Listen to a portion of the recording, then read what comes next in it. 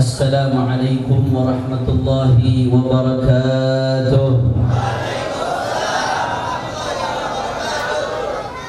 Alhamdulillah, alhamdulillahi rabbil alamin, wa bihi nasta'in ala umuri dunya waddin. Allahumma fassalli wa sallim wa barik wa karrim wa majid wa azim ala sayyidina wa habibina wa syafi'ina wa nuri qulubina Muhammad al-fatih lima ughliqa wal khatim lima sabaq nasiril haqq bil haqq wal hadi ila siratil mustaqim wa ala alihi wa sahbihi haqqa qadrihi wa miqdarihi al-azim ya fattah ya alim. Amma ba'd. Para alim ulama, para habaib, para asatid, para kiai, para sesepuh, para tokoh masyarakat, wabil khusus orang tua kita, guru kita bersama Syekhul Masyayikh Profesor Dr. Kiai Haji Syukran Ma'mun. Alhamdulillah pagi hari ini beliau bisa hadir di tengah-tengah kita. Mudah-mudahan Allah berikan beliau panjang umur, sehat wal afiyah, sehingga kita bisa terus menimba ilmu beliau. Amin ya rabbal. Hadir juga begitu banyak di sini para kiai, para habaib, para alim ulama. Ada Al-Habib Abdullah Al-Attas, ada Haji Nuri, naam, dan semuanya begitu banyak di sini hadir.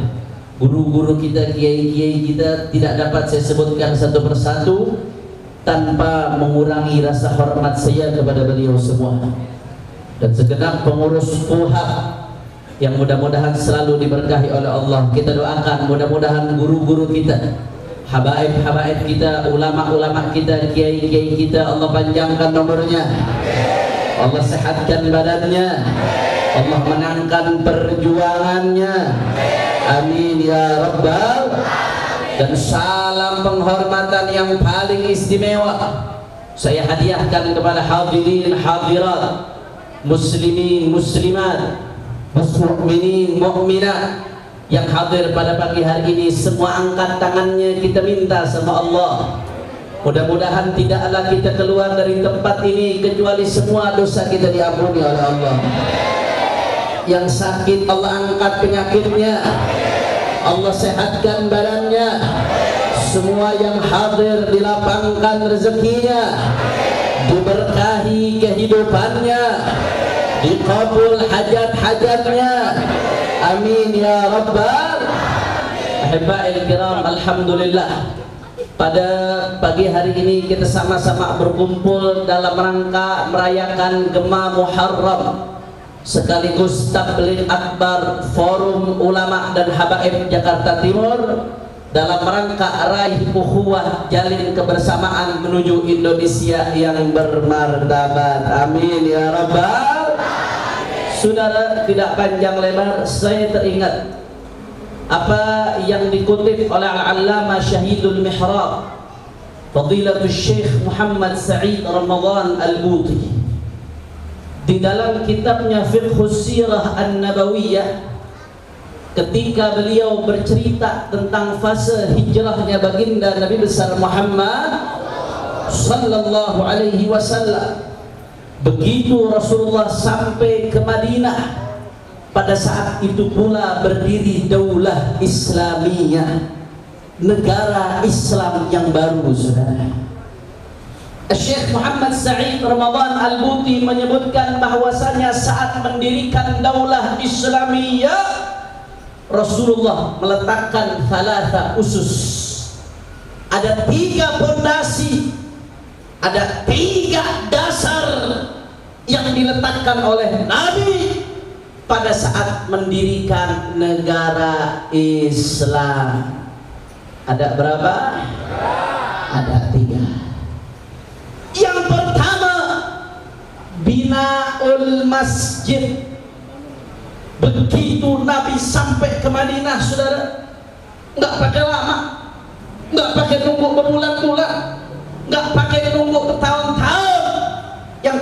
dilakukan oleh Nabi adalah binaul masjid, membangun Jadi pada saat itu ketika Rasul Shallallahu Alaihi Wasallam sampai ke Madinah, waktu itu Nabi mengendarai onta. Tempat pertama kali onta Nabi duduk berhenti itu tempat yang dipilih oleh Nabi untuk jadi masjid yang sekarang jadi Masjid Nabawi, yang jadi raudhahnya Rasulullah Shallallahu Alaihi Wasallam. Mudah-mudahan semuanya bisa sholat di raudhahnya Rasulullah, bisa ziarah Nabi Muhammad. Amin ya rabbal. Langsung itu kebetulan tuh tanah punya 2 anak yatim, gulamin yatimin. Anak yatim 2 ini diasuh oleh As'ad ibn Zurarah al-Ansari, sahabat Rasul sallallahu alaihi wasallam. Ketika Rasulullah tunjuk itu tempat ingin dibangun sebagai masjid, ini anak yatim mengatakan, nahabuhu lak ya Rasulullah. Ya Rasulullah, ini tempat kami berikan saja untuk kamu, kami ikhlaskan untuk dibangun masjidmu ya Rasulullah. Siapa yang tak mau tempat tanah dijadiin masjid Nabi, saudara? Anak yatim 2 punya tanah dikasih ke Rasulullah. Tapi apa kata Nabi Muhammad? Lah, aku tidak mau kau berikan, biar aku beli, kata Rasulullah Sallallahu Alaihi Wasallam. Akhirnya itu tanah dibeli oleh Rasulullah dengan seharga 10 dananir, 10 dinar. Singkat cerita, saudara, dibangunlah masjid. Pada saat itu masjid belum kayak sekarang. Masjid di zaman Nabi itu belum pakai karpet, belum pakai ubin, masih pasir di bawahnya dan batu, saudara. Rasulullah dan sahabat-sahabatnya turun langsung untuk membangun masjid tersebut. Bahkan ketika Rasulullah bangun kerja bakti, turun bersama sahabat untuk bangun masjid, Rasulullah sambil mengatakan, Allahumma la aisha illa aishul akhirah faghfiril ansar wal muhajirah. Ya Allah, tidak ada kehidupan kecuali kehidupan akhirat, maka ampunilah sahabat-sahabat Ansar dan Muhajir. Sahabat waktu dengar Rasulullah ngomong begitu dan Rasulullah lagi amal, saudara, lagi kerja, sahabat langsung ngeluarin syair, lain qa'adna war rasulu ya'malu ladaka minnal amalul mudhallalu. Kalau Rasulullah turun tangan langsung kerja, Rasulullah ngangkat-ngangkat batu, kita diam, ladaka minnal amalul mudhallalu. Keterlaluan kalau Rasulullah turun tangan tapi kami diam duduk-duduk. Rasulullah mengajak sahabatnya bangun masjid, tapi Rasulullah dulu yang turun, saudara. Rasulullah yang angkat itu batu sebagai contoh sahabat-sahabatnya. Makanya dicontohin sama ulama-ulama kita. Bagaimana kalau mereka ngajak santri-santrinya kerja, ulamanya dulu yang turun. Saya ingat dulu guru kami Al-Habib Zain bin Hasan Baharun, ketika bangun pesantren Dalwa, waktu mau ngecor, yang pertama turun ngecor sebelum santri beliau duluan, saudara. Sayyidil Walid Al-Habib Muhammad Rizq bin Husain bin Syahab waktu ngajak laskar-laskar untuk turun bantu korban banjir, sebelum laskar turun dia dulu yang turun, saudara. Bagaimana kita lihat ulama-ulama kita, sesepuh kita dakwah bil hal qabla al-maga, sebelum mereka dakwah dengan perkataannya, terlebih dahulu mereka dakwah dengan perbuatan. Alhamdulillah. Akhirnya singkat cerita, Rasulullah dan para sahabatnya membangun masjid, sehingga terbangunlah masjidnya baginda Nabi besar Muhammad. Kira-kira sampai sini jelas atau tidak? Jelas atau tidak? Saudara, pertanyaannya, kenapa Rasulullah begitu datang ke Madinah langsung bangun masjid di Madinah? Kenapa Rasulullah nggak kerjakan yang lain-lain dulu? Masjid yang pertama dibangun, tempat sholat, urusan sholat dulu yang diperhatiin sama Rasulullah, ibadah Allah. Kata Syekh Muhammad Sa'id Ramadan Al-Buti, selain untuk membangun urusan rohaninya, Rasulullah bangun masjid salah satunya untuk tujuan sosial, saudara. Karena kalau nggak ada masjid, nggak ada tempat mereka berkumpul setiap hari. Nggak ada mereka duduk dalam satu saf, yang kaya-kaya, yang miskin-miskin, yang muhajir-muhajir, yang ansor-ansor, nafsi-nafsi sendiri-sendiri. Tapi begitu dibangun masjid, saudara, setiap hari mereka sholat berdiri dalam satu saf. Begitu mereka diri satu saf, tidak ada lagi si kaya, tidak ada lagi si miskin, tidak ada lagi si muhajir, tidak ada lagi si ansor, tapi yang adalah hamba Allah subhanahu. Masya Allah. Jadi itu salah satu strategi Sayyidina Muhammad. Bagaimana supaya persaudaraan itu kumpul betul-betul erat, nggak ada lagi strata sosial. Kalau persatuan persaudaraan sudah kumpul, maka umat akan mudah untuk diajak bangkit, saudara. Makanya Rasulullah kalau ada orang yang nggak mau sholat di masjid, Rasulullah marah betul, Pak Bu. Sampai-sampai saking marahnya Rasulullah, dalam satu hadis yang sahih, Rasulullah itu punya ham. Rasulullah punya keinginan. Apa keinginan Rasulullah? Rasulullah pernah berkeinginan, saking marahnya, kata Nabi, aku sampai-sampai berkeinginan itu orang-orang yang nggak sholat di masjid, aku pengen kirim orang untuk bakar rumah mereka. Sampai segitunya. Kenapa? Karena Nabi tahu itu yang nggak sholat di masjid selain agamanya rusak, itu yang bakal ngerusakin masyarakat, yang bikin masyarakat nggak bersatu, yang bikin umat susah diajak bangkit, saudara. Makanya sahabat perhatiannya luar biasa sama sholat berjamaah di masjid. Bagaimana kita lihat Sayyidina Umar bin Khattab, sebagaimana diriwayatkan oleh Imam Ibn Hajar Al-Haythami di dalam kitabnya Az-Zawajir an Iktirafil Kabair. Saudara, pernah satu hari Sayyidina Umar bin Khattab ketinggalan sholat di masjid gara-gara ke kebun. Akhirnya sholat asar berjamaah ketinggalan. Begitu Sayyidina Umar bin Khattab melihat sholat asar berjamaah ketinggalan, apa kata Sayyidina Umar? Inna lillahi wa inna ilaihi raji'un, fatatni salatul asr fil jamaah, ushidukum anna ma wara'a hadzal ha'id nafaqatan lil muslimin. Kata Sayyidina Umar bin Khattab, ya Allah, inna lillahi wa inna ilaihi raji'un, musibah, saya ketinggalan sholat asar gara-gara saya ke kebun. Maka saksikanlah kalian semua, ini kebun saya infakkan semuanya buat fuqara karena saya ketinggalan sholat berjamaah. Bahkan nggak sampai di situ, kalau kita lihat ulama-ulama salaf dalam Tanbihul Ghafilin, As-Samarqandi cerita, ada ulama salaf namanya Hatim Al-Asam. Itu Hasim Al-Asam Pak Bu mengatakan apa? Kata dia, kalau anak saya meninggal itu orang berbondong-bondong ribuan datang takziah. Tapi kalau saya ketinggalan sholat, kagak ada yang takziah sama saya, nggak ada yang datang ucapin bela sungkawa. Padahal kata beliau apa? La imla'an mata jami'u auladi ahwan alayya min fawatis salah bighairi jamaah. Andai kata satu anakku atau andai kata semua anakku meninggal, kata Hatim Al-Asam, maka bagiku itu lebih ringan, lebih enteng daripada aku ketinggalan sholat berjamaah. Masya Allah. Kira-kira sampai sini jelas atau tidak? Jelas atau tidak? Makanya begitu sampai ke Madinah, Rasulullah bangun masjid, sahabat dikiring ke masjid, saudara, selain untuk memupuk daripada ketauhidannya, penghambaannya kepada Allah, tapi untuk mempererat persaudaraan ibadah Allah. Bahkan dalam kitab Rahikul Maktum disebutkan, masjid pada zaman Rasulullah bukan cuma buat sholat, bukan habis sholat dikunci, enggak, saudara. Di zaman Rasulullah, masjid adalah pusat tempat menuntut ilmu ibadah Allah. Di zaman Rasulullah, masjid dijadikan tempat untuk atur strategi, saudara. Di zaman Rasulullah, masjid dijadikan tempat untuk mengatur urusan umat, untuk mengatur ekonomi umat. Masjid dijadikan tempat untuk menjadi pusat kebangkitan umat ibadah Allah. Oleh karena itu, saudara, kalau umat Islam mau bangkit sebagaimana yang dilakukan Rasulullah, kita mulai dari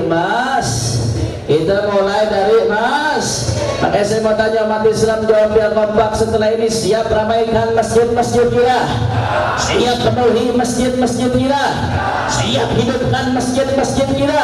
Semua angkat tangannya, takbir, takbir, takbir, sallu ala nabi. Itu yang pertama, saudara. Jam berapa nih? Jam 11 kurang, kira-kira lanjut atau jangan? Bisa kalau di Taman Lawang jam segini bencong baru tidur, saudara. Kalau jamaah Al-Bahri kira-kira lanjut atau jangan? Udah siap. Oh, ada tisu apa nih? Gue keringetan gara-gara. Lanjut apa jangan? Lapar. Lanjut. Udah gerah. Lanjut. Masih semangat? Lanjut terus. Betul. Takbir. Shallu ala nabi. Itu yang pertama. Kemudian yang kedua, al-asasut tsani. Pondasi yang kedua kata Syekh Buti yang diletakkan oleh Nabi ketika berdiri negara Islam di Madinah. Apa pondasi yang kedua? Al-mu'akhah. Al-mu'akhah bainal muhajirin wal ansar. Persaudaraan, dipersaudarakan antara muhajirin dan ansar. Ibn Qayyim dalam Zadul Ma'ad mengatakan jumlahnya kurang lebih ada 90 sahabat, 45 dari muhajirin, 45 dari ansar. Mereka dipersaudarakan. Bahkan awal-awal hijrah persaudaraannya bukan sekedar persaudaraan, tapi lebih dari anak, lebih dari istri, saudara. Di awal-awal hijrah kalau udah ada orang yang dipersaudarakan sama Nabi, andai kata dia mati, anak istrinya nggak dapat warisan. Yang dapat warisan sahabat tersebut. Saking eratnya itu persaudaraan yang diikat oleh baginda Nabi besar Muhammad. Tapi aturan itu berlangsung sampai perang Badar.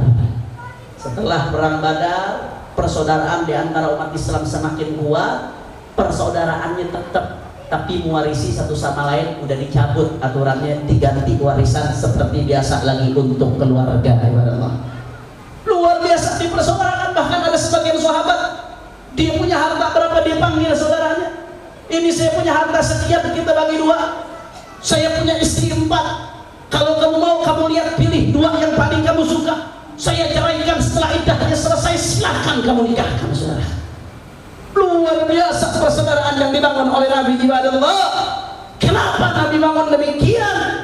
Karena Nabi tahu betul bahwasanya dulu yang memecah belah mereka adalah suku. Yang memecah belah mereka adalah fanatisme kesukuan. Ketika mereka bergabung, maka sekat-sekat fanatisme kesukuan harus diangkat, saudara. Tidak lagi lihat sukunya, tidak lagi lihat warna kulitnya, tidak lagi lihat kaya miskinnya, tapi yang dia lihat, selama kau beriman, selama kau syahadat, maka kau adalah saudaraku, saudara. Betul? Ini yang ditanamkan oleh baginda Nabi Muhammad SAW. Makanya luar biasa, Islam datang ini menghilangkan fanatisme itu semua. Tahu-tahu belakangan ada yang mau bangunin lagi ke fanatisme, saudara. Islam udah Islam, mau di Barat, mau di Eropa, mau di Afrika, mau di Asia, Islam tetap Islam. Islam satu. Islam yang dibawa oleh Nabi Muhammad. Urusan ada macam-macam madhab fikih yang diakui, itu urusan beda penafsiran, saudara. Tapi Islam mereka tetap satu, ibadallah. Tahu-tahu ada yang pecah belah lagi. Fanatisme kesukuan dibangkitkan lagi. Islam Nusantara lah. Islam kita bukan Islam Arab. Islam Arab itu Islam yang radikal. Islam Arab Islam yang rusuh. Islam Arab itu Islam yang disetar dengan perang. Saya mau tanya, kira-kira yang begini kacau atau tidak? Kacau atau tidak? Saudara, Rasulullah sudah hapus itu sekat-sekat. Kenapa kau bangun sekat seperti itu lagi, saudara? Rasulullah sudah hapus itu fanatisme kesukuan. Kenapa dibangkitkan lagi? Makanya ibadah Allah, saudara, Rasulullah sudah persaudarakan kita sesama muslim dimanapun mereka, saudara. Selama mereka muslim, apapun sukunya, mereka adalah saudara kita, saudara. Mereka sakit, kita juga sakit. Mereka lapar, kita juga lapar, saudara. Mereka berdarah, kita juga berdarah. Nggak peduli di mana mereka. Mau di Afrika, mau di Asia, mau di Papua, apapun sukunya, maka mereka saudara kita seiman dan seislam. Alhamdulillah. Makanya saya sedih luar biasa. Saya sedih luar biasa. Hari ini kita dapat kabar saudara-saudara kita yang ada di Wamena, Papua, saudara, saat ini mereka mengalami nasib yang luar biasa menyedihkan, ibadah. Data yang masuk pada kami sampai hari ini sudah ada 33 orang yang meninggal dunia di Wamena, Papua. Kebanyakan di antara mereka adalah muslim, saudara. Luar biasa. Apa yang mereka lakukan? Itu ada dokter yang dibakar hidup-hidup, saudara. Anak kecil dikapak, saudara. Ribuan mengungsi, mereka kelaparan sampai sekarang, ratusan luka-luka. Di mana negara Republik Indonesia, saudara? Di mana pemerintahan kita? Umat Islam sedang dibantai di sana. Masih sibuk di sini nuding ini HTI, bendera tauhid, teroris, berontak. Itu yang jelas-jelas berontak, lu diemin, betul, betul. Yang baik-baik di sini dituduh radikal. Umat Islam 7 juta kumpul di Monas aman-aman aja.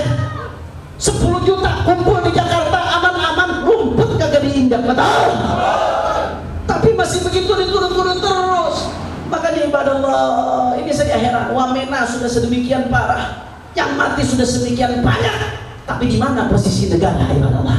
Di mana presiden kita?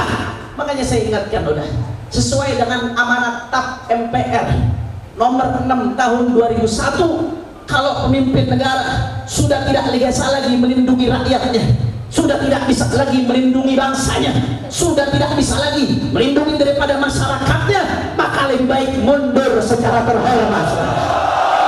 Takbir, takbir. Saya nggak ngajak umat masyarakat untuk berontak, betul? Karena kita ahlus sunnah wal jamaah.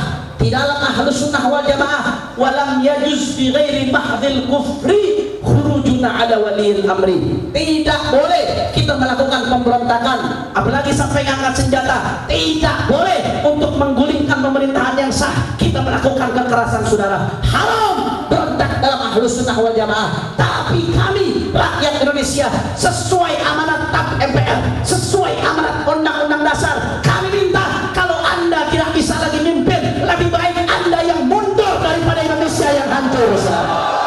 Takbir, takbir, takbir. Makanya saya mau tanya umat Islam, kira-kira kalau negara terhadap saudara-saudara kita yang dibantai di Papua, umat Islam siap maju atau tidak? Siap tolong saudara-saudara kita? Siap lindungi mereka? Siap kawal mereka? Makanya sebelum kita nanti berjuang dengan badan, saya mau ajak saudara-saudara saya yang ada di sini. Habis ini kita sisihkan sebagian daripada rezeki kita sumbangkan untuk mereka yang ada di Wamena. Mereka banyak yang kelaparan, mereka banyak yang butuh pakaian, mereka banyak yang butuh tempat tinggal. Kita sisihkan nanti di akhir rezeki kita untuk mereka. Insya Allah. Mau tanya jawab yang kompak, siap berjihad dengan harta. Yang kompak siap berjihad dengan harta. Siap bantu saudara-saudara kita yang ada di Wamena. Takbir. Sallu ala Nabi. Itu yang kedua yang ingin saya sampaikan, saudara. Kemudian yang ketiga, yang terakhir, karena di sini ada ceramah yang kita tunggu-tunggu, ceramah guru kita Ki Haji Syukran Mahmud. Yang terakhir, yang ketiga yang ingin saya sampaikan, kata Syekh Muhammad Sa'id Ramadan Al-Buti, begitu Rasul sallallahu alaihi wasallam sampai di Madinah, fondasi ketiga yang dibangun oleh Rasulullah adalah Kitabatul Wathiqah.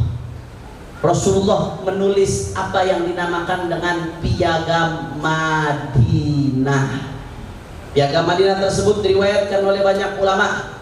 Di antaranya diriwayatkan oleh Imam Ahmad di dalam musnadnya. Begitu juga diriwayatkan dalam beberapa kitab-kitab hadis. Saya nggak mau baca satu persatu isi dari Piagam Madinah karena cukup panjang, saudara.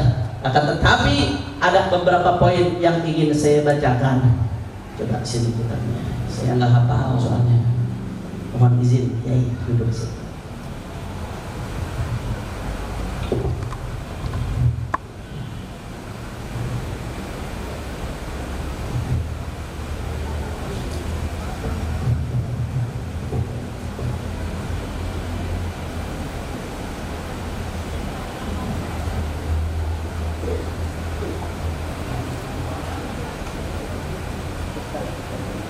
Ini kira-kira masih semangat apa kagak? Benar? Insya Allah. Jadi yang ketiga, dasar yang diletakkan oleh Nabi adalah wathiqah, Piagam Madinah, wathiqah Madinah, yang dikenal dengan Piagam Madinah. Itu ada beberapa poin. Syekh Buti nggak mengutip semuanya, ada 13 poin yang beliau kutip. Tapi di antara poin-poin ini ada beberapa hikmah yang bisa kita petik, saudara. Hikmah yang pertama, bahwasanya adanya Piagam Madinah yang merupakan konstitusi masyarakat Madinah pada saat itu menjadi bukti bahwasanya yang namanya Islam tidak bisa dipisahkan dengan urusan negara, saudara. Jadi Rasulullah tulis konstitusi Madinah, Piagam Madinah, itu jadi bukti. Jadi i'tibar. Nggak benar kalau orang mengatakan Islam itu nggak bisa dicampur adukkan dengan urusan negara. Islam cuma urusan ibadah sama muamalat. Enggak, saudara. Buktinya begitu Nabi masuk ke Madinah, Nabi tulis itu Piagam Madinah sebagai konstitusi negara Islam pada saat itu, saudara. Bahkan negara-negara lain belum mengenal konstitusi yang rapi seperti yang disusun oleh Nabi. Rasulullah adalah peletak konstitusi yang saat ini dicontoh oleh negara-negara modern. Alhamdulillah. Itu yang pertama ingin saya sampaikan. Kalau begitu, kalau ada yang mengatakan Islam nggak boleh ikut campur urusan pemerintahan, ngawur atau tidak? Ngawur atau tidak? Yakin? Betul? Takbir. Kemudian yang kedua, saudara, yang bisa kita ambil ada beberapa poin. Poin yang keempat di sini dari Piagam Madinah, innal mu'minina al-muttaqin ala man bagha minhum aw ibtagha dasi'ah zulmin aw ithmin aw udwanin aw fasad bainal mu'minin wa anna aydiyahum alaihi jami'an walau kana walada ahadihim. Yang tertuang dalam Piagam Madinah poin keempat, saudara, bahwasanya orang-orang beriman dan bertakwa mereka wajib untuk kompak melawan siapapun yang berbuat kezaliman. Jadi nggak boleh, kata Nabi, kalau ada orang yang zalim dibela, saudara. Zalim tetap zalim, walau kana walada hadihim, walaupun yang zalim anaknya sendiri, saudara. Luar biasa Nabi ajarkan keadilan. Walau kana walada hadihim, andai kata anaknya sendiri yang berbuat kezaliman, tak boleh dia bela. Itu yang namanya kezaliman, ibadah Allah. Makanya ini dicontohkan sama Rasulullah Sallallahu Alaihi Wasallam. Rasul Sallallahu Alaihi Wasallam ketika ada salah satu perempuan berdarah biru minta keringanan sama Nabi ketika berbuat pidana. Akhirnya apa kata Nabi Sallallahu Alaihi Wasallam? Lau anna Fatimah binta Muhammadin sarakat laqata'tu yadah. Jangankan itu perempuan, andai kata putriku Fatimah binti Muhammad mencuri. Saya mau tanya, kira-kira Rena Fatimah mencuri mungkin atau tidak? Nggak mungkin. Tapi Nabi ini ngasih contoh yang paling tinggi. Andai kata putriku Fatimah binti Muhammad mencuri, laqata'tu yadah, aku potong tangannya, kata Rasulullah. Nggak pilih-pilih, nggak tebang kasih, saudara.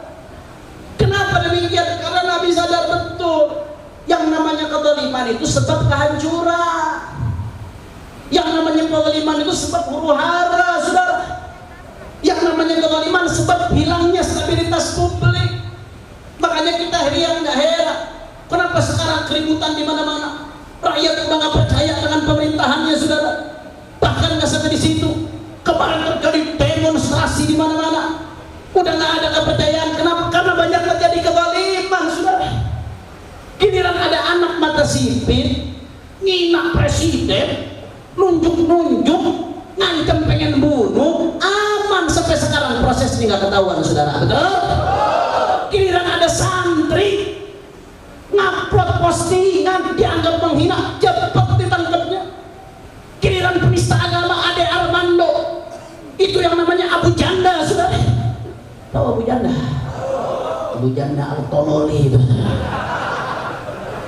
Abu Janda, Ade Armando dan kawan-kawannya dengan enaknya menghina agama, aman sampai sekarang, dilaporkan berkali-kali. Giliran ada ulama dianggap salah, dikejar-kejar, dianggap sebagai penjahat, saudara. Betul? Saya mau tanya, kira-kira yang seperti ini adil atau tidak? Adil atau tidak? Adil atau tidak? Saudara, kenapa kerusuhan terjadi di mana-mana, huru hara terjadi di mana-mana. Tidak mungkin ada asap kalau nggak ada apinya, saudara. Betul? Selama kezaliman dipertontonkan, maka rakyat tidak akan pernah tenang, saudara. Selama kezaliman nampak jelas di negeri kita, maka negeri kita nggak akan pernah tenang. Di zaman Sayyidina Umar ibn Abdul Aziz, saking adilnya beliau, sampai-sampai ada satu riwayat yang menyebutkan zaman Sayyidina Umar ibn Abdul Aziz itu kambing sama serigala jalan bareng, saudara. Saking adilnya sampai binatang gak berantem. Ini zaman sekarang jangankan kambing sama serigala, tikus sama tikus makan makanan, saudara. Masya Allah, kira-kira sampai sini jelas atau tidak? Jelas atau tidak? Kalau begitu kezaliman kalau dibiarkan bahaya atau tidak? Bahaya atau tidak? Diamkan atau lawan? Diamkan atau lawan? Takbir. Sallu ala Nabi.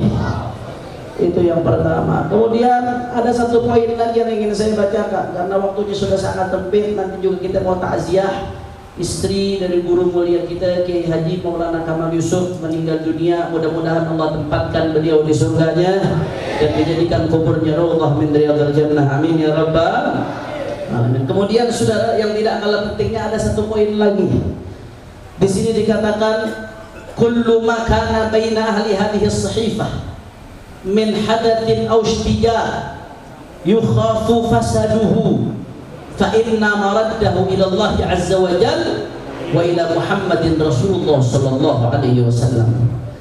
Dikatakan bahwasanya andai kata penduduk negeri ini terjadi percekcokan di antara mereka, atau terjadi ketidakpahaman di antara mereka, atau terjadi sengketa di antara mereka, maka itu semua dikembalikan kepada Allah dan Rasulnya. Alhamdulillah. Apa maksudnya, saudara? Mari kita baca keterangan dari Syekh Buti. Beliau mengatakan yadulluna al-bandul hadi ashar ala anna al-hukm al-adl alladhi la yajuzu lil muslimin an yahra'u ila ghairihi fi sa'iri khusumatihim wa khilafatihim wa syu'unihim innama huwa syari'atullah ta'ala wa hukmuh wa huwa ma tadammanahu kitabullah ta'ala wa sunnatu rasulih wa mahma bahathu 'ala al-hulul li mushkilatihim bi ghairi hadha al-masdar fahum athimun mu'riduna anfusahum lisyaqa fid dunya wa 'adzabullah ta'ala fil akhirah. Saudara, kesimpulannya bahwasanya setiap yang terjadi di tengah-tengah umat Islam wajib dikembalikan kepada hukum Allah dan Rasulnya. Kenapa demikian? Karena hukum Allah dan Rasulnya adalah seadil-adilnya hukum. Alhamdulillah. Nggak apa-apa kalau mau manusia mau membuat hukum, bikin kesepakatan di antara mereka, silahkan, saudara. Tapi ada kaidahnya, ada kode etiknya. Apa kaidah kode etiknya? Kesepakatan aturan yang dibuat antara manusia nggak boleh melanggar Allah dan Rasulnya, saudara. Silahkan, kita punya undang-undang. Dulu para pendiri bangsa kita, mereka merumuskan Pancasila, saudara. Terinspirasi dari Piagam Madinah. Bagus Pancasila yang dibuat, luar biasa. Dan lebih hebatnya lagi, para pendiri bangsa kita, khususnya para ulama, pada saat itu merumuskan Pancasila. Sila pertama adalah ketuhanan yang Maha Esa. Artinya apa? Di situ pengen ditekankan bahwasanya apapun aturan yang ada di negeri ini, apapun itu, undang-undangkah, perbukah, perpreskah, perdakah, tidak boleh bertentangan dengan nilai-nilai ketuhanan yang Maha Esa, saudara. Betul? Manakala ada hukum manusia yang tidak bertentangan dengan hukum Allah, tidak bertentangan dengan hukum Nabi, maka kita patut untuk menaatinya selama di situ ada kemaslahatan, saudara. Tapi sebaliknya, kalau ada undang-undang atau konstitusi atau aturan yang bertentangan dengan hukum Allah dan Rasulnya, maka wajib untuk ditolak oleh umat Islam, saudara. Betul? Betul? Saya mau tanya, kira-kira kalau ada aturan yang bertentangan dengan Al-Quran, terima atau tolak? Terima atau tolak? Kalau ada aturan yang bertentangan dengan hadis, terima atau tolak? Ada aturan yang bertentangan dengan syariat, terima atau tolak? Ada aturan yang bertentangan dengan ijma ulama, terima atau tolak? Kalau ada undang-undang bertentangan dengan Al-Quran, ikut undang-undang atau Al-Quran? Kalau ada undang-undang bertentangan dengan hadis, ikut undang-undang atau hadis? Kalau ada undang-undang bertentangan dengan syariat, ikut undang-undang atau syariat? Yakin? Betul? Takbir? Sallu ala Nabi.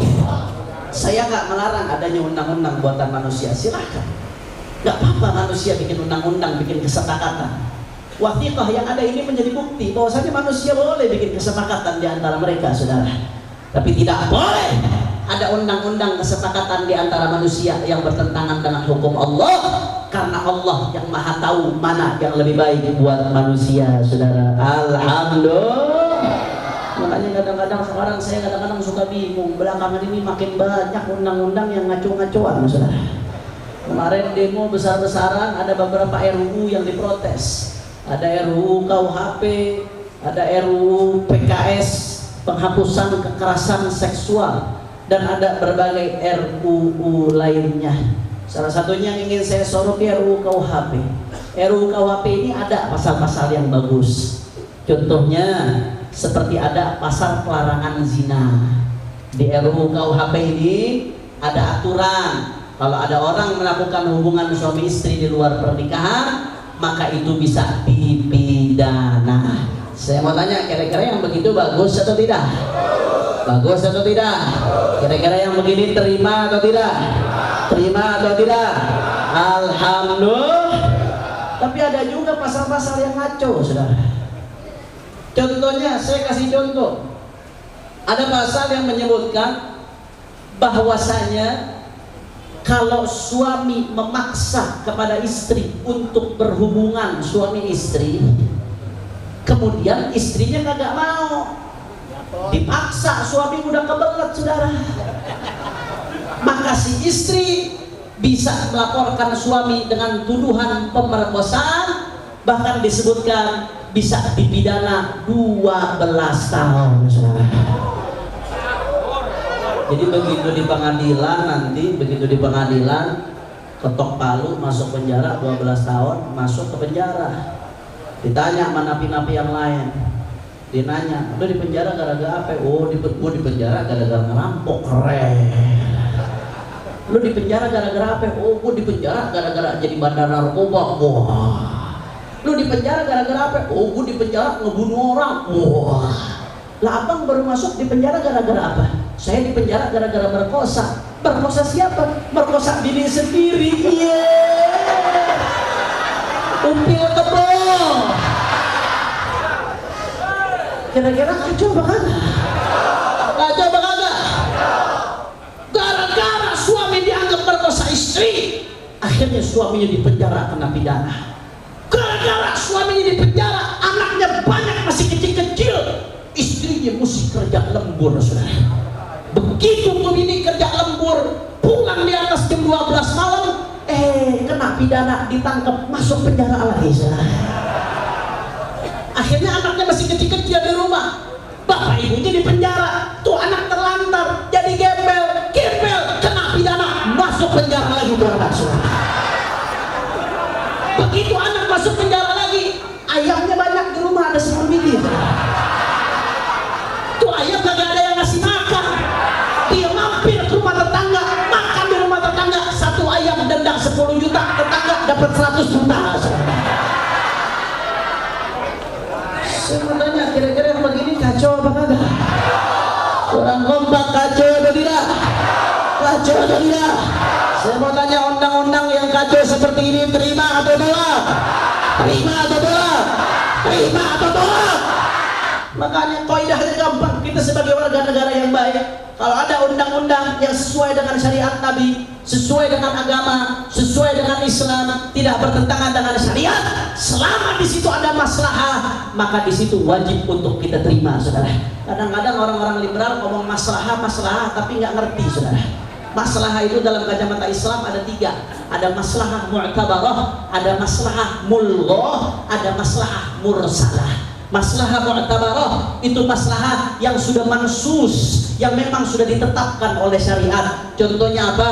Contohnya misalkan perempuan sama laki-laki nggak boleh menjalin hubungan kecuali setelah adanya pernikahan. Pernikahan nanti punya anak, pernikahan dia bisa bangun keluarga, pernikahan bisa membangun masyarakat yang baik. Itu namanya maslahat mu'tabarah, maslahat yang memang sudah mansus dari syariat. Kira-kira jelas atau tidak? Kemudian ada kedua, ada yang namanya maslahat yang mulghah. Walaupun manusia melihat itu maslahat, tapi menurut syariat itu haram, maka itu namanya bukan maslahat tapi mafsadah, saudara. Walaupun manusia melihat itu maslahat, tapi menurut agama itu haram, nggak bagus, nggak boleh, maka itu namanya bukan maslahat tapi adalah madarrah atau mafsadah. Saya kasih contoh, minuman keras. Sebagian ada yang nolak ketika dulu Pemda DKI mau nyabut saham dari pabrik bir. Kenapa alasannya? Alasannya karena itu jadi pemasukan buat kota Jakarta. Bir itu ada manfaatnya. Manfaatnya apa? Kalau dijual, duit itu bisa masuk buat kota, buat bangun kota, saudara. Saya mau tanya, kira-kira yang begini benar apa ngawur? Benar apa ngawur? Walaupun di otak dia itu maslahat, tapi menurut syariat itu terlarang, maka dalam pandangan syariat itu namanya bukan maslahat tapi mafsadah atau madarrah. Kira-kira jelas atau tidak?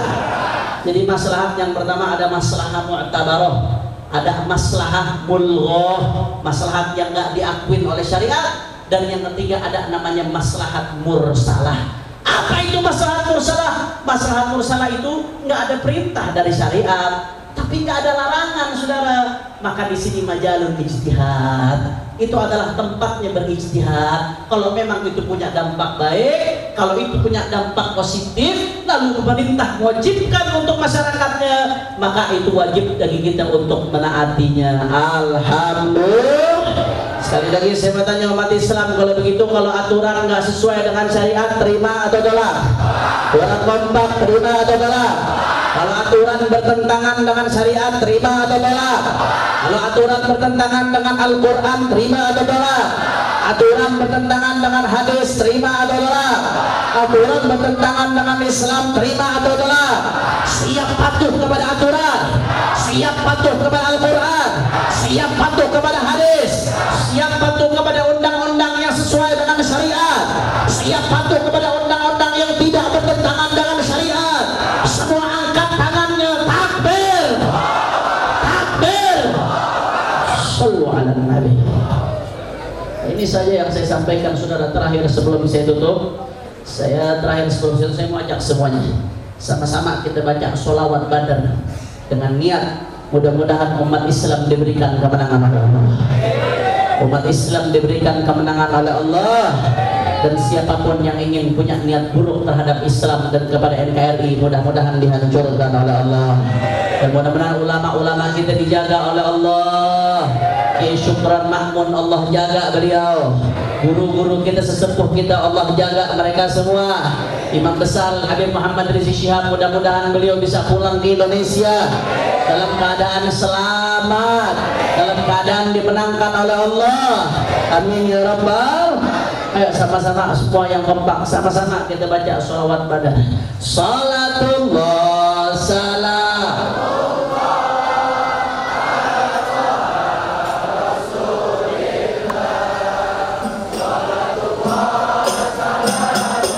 kurang kompak suaranya. Habibillah salatullah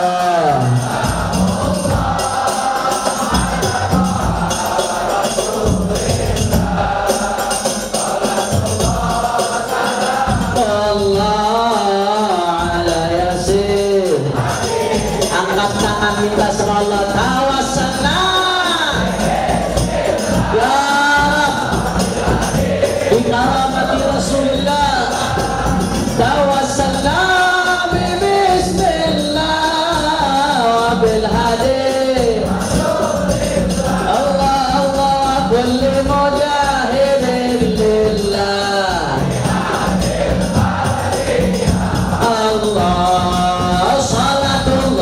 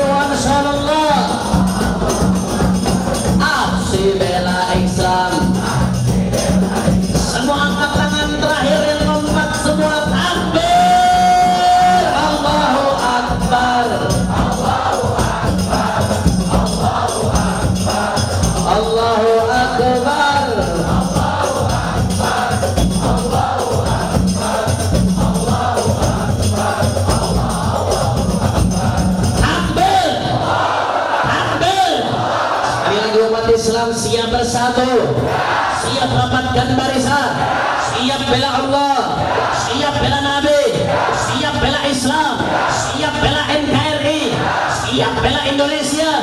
Takbir. Shallu ala Nabi. Ini saja yang saya sampaikan, mudah-mudahan yang sedikit ini bisa bermanfaat. Sama-sama kita kirimkan Fatihah untuk almarhumah istri dari Kiai Haji Maulana Kamal Yusuf. Ala anallah yaghfir laha wa yarhamha wa ya'li darajatiha bil jannah wa yaj'al qabraha rawdah min riyadil jannah ala hadhihi niyyah wa niyyatu salihah wa li hadratin Nabi Muhammad sallallahu alaihi wasallam bisirril Fatihah.